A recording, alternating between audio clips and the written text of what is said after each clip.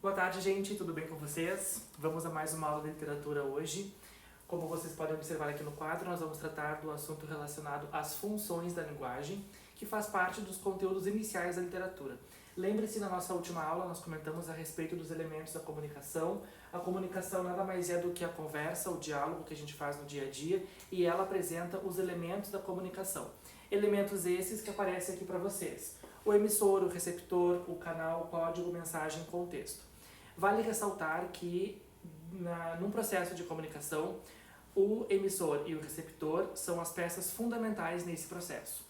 E desses elementos da comunicação, nós derivamos as funções da linguagem, que nada mais é do que recurso, são recursos que dão ênfase no texto. Não se esqueçam de que as funções da linguagem sempre vão aparecer dentro de textos, e esses textos, dependendo das suas características, eles vão apresentar uma determinada função.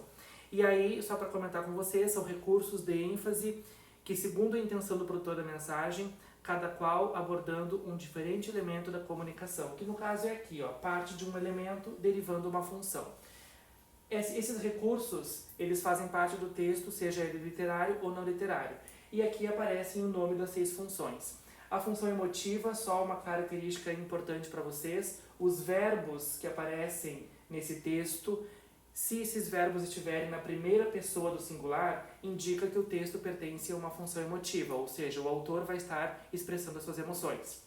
O texto que está com uma característica da função apelativa são os textos relacionados à publicidade e à propaganda. Por exemplo, compre hoje e parcele em até 6 vezes. O verbo comprar e o verbo parcelar vão aparecer no modo imperativo, que é o modo imperativo. O que é esse modo imperativo? Ele indica uma ordem, uma imposição que é dada para o receptor. Então, os verbos no modo imperativo vão indicar uma ordem e o texto está na função apelativa. Textos cuja função fática é predominante. Oi, tudo bem? Alô, como você vai? São os textos que testam o canal de comunicação entre emissor e receptor.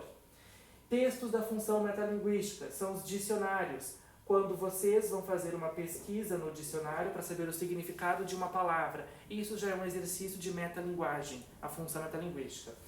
E a função poética e a função referencial são idênticas ao conceito inicial da literatura que eu passei para vocês, de texto literário, que é aquele texto mais elaborado, aquele texto onde o autor utiliza palavras com sentido conotativo, com palavras mais bonitas ou maquiadas, podemos dizer assim.